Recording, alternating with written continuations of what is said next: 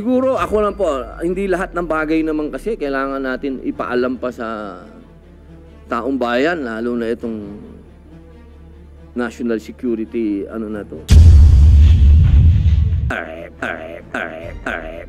At yung mga bagay na palagay ko, may kinalaman sa national security natin. Hindi naman na siguro dapat yan idaan pa sa public hearing o ano. Dapat pag-usapan na lang ng dalawang pangulo natin yan, ng silang dalawa lang.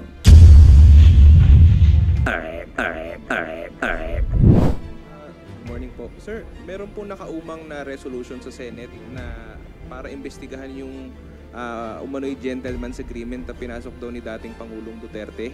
Sir, kailangan pa bang ipatawag yung dating Pangulo kung sakaling matuloy yung investigation po ng Senado? Ang alam nyo, napakahirap magkomento kasi mga presidente yung nag-uusap. Sa ngayon kasi nagbigay ng komento si Pangulong Bongbong Marcos.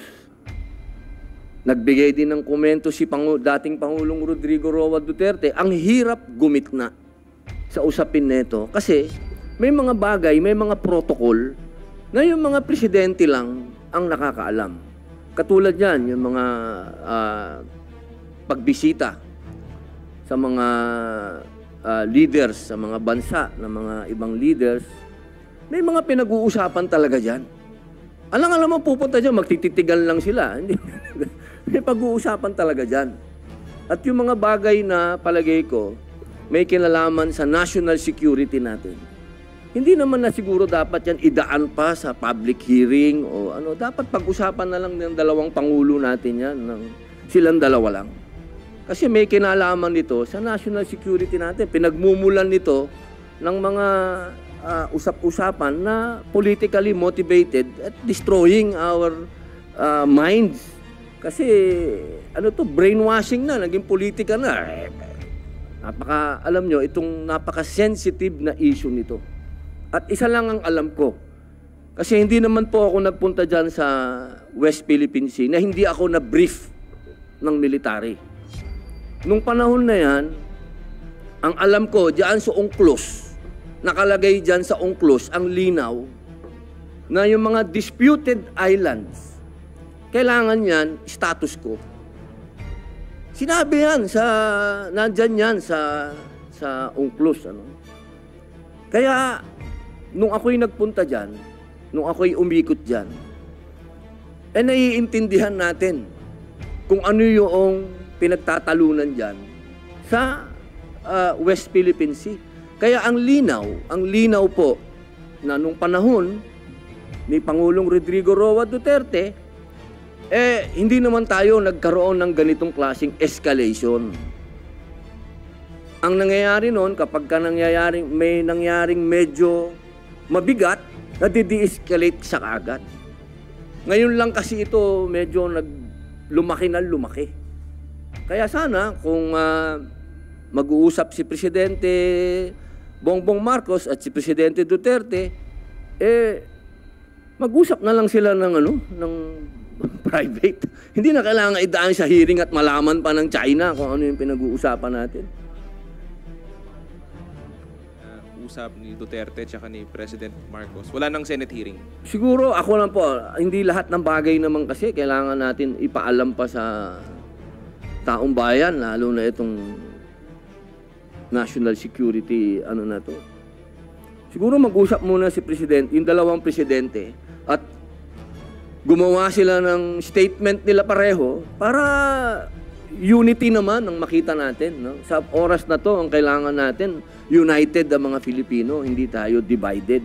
Kasi nakikita naman natin yung mga ganap sa buong daigdig. Ano? Sana naman tayo mismo, mga Pilipino, sa oras na to, wag na natin masyadong bulaklakin ng politika kasi nasa bingit tayo, mga mahal kong kababayan. Kumbaga, nasa cliff tayo ngayon. Dalawa lang ito, tatalon ba tayo sa tubig o aatras tayo? Yun lang yun. Tatalon ba tayo ng sabay-sabay o magtutulakan tayo? Yun lang naman yan, mga kababayan. Kailangan medyo malinaw ang isip natin dito sa usapin nito.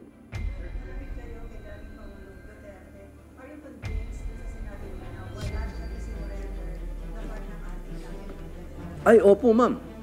Imposible pong may sinurrender dahil ako nga bagamat yun top secret, pero wala naman ng top secret. Alam na pelikula na nga yung pinunta ko dun Yung pinunta ko dun sa West Philippine Sea, siguro pagpapakita na yon na walang binibitawan na teritoryo ang ating mahal na Pangulong Rodrigo Roa Duterte.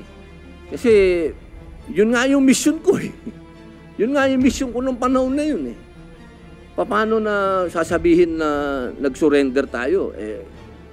Ang mission ko nga nung oras na yun, palakasin ang loob ng mga tao dyan sa mga isla na yan.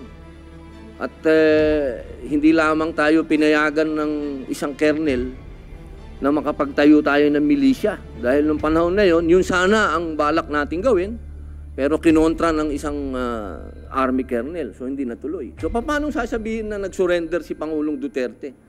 Hindi mangyayari.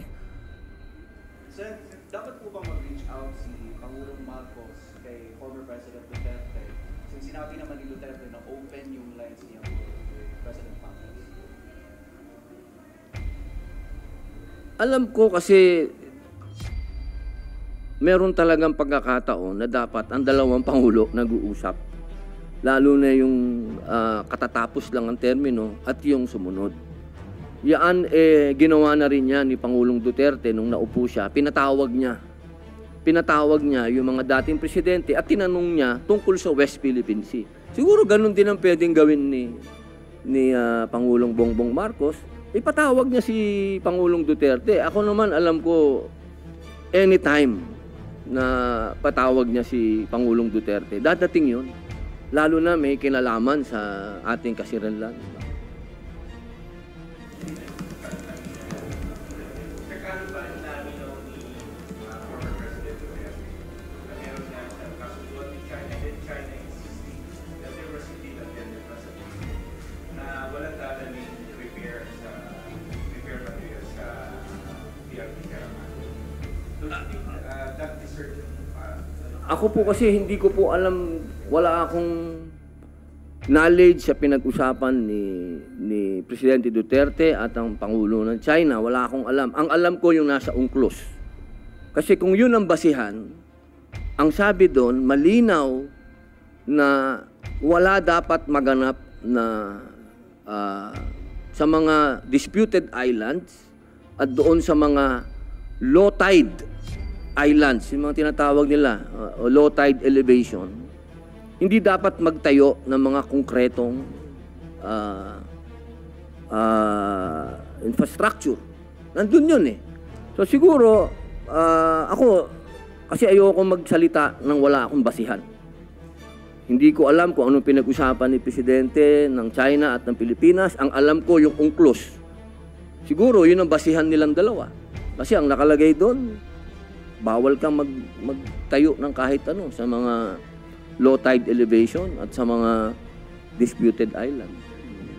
Yung ayungin po kasi hindi siya disputed since may arbitral ruling tayo na yung West Philippine Sea Talaga yan, Pagka pinanghawakan natin kasi yung arbitral, talagang ilalaban natin na atin yun. Pero, siyempre, meron laging two sides of the coin Yung isang side ng coin, ang sinasabi ng Amerika ay ng China, hindi naman sila sumama doon sa arbitral. Kasi pag arbitral, dapat dalawa lagi ang kumbaga, yung partido, dalawa.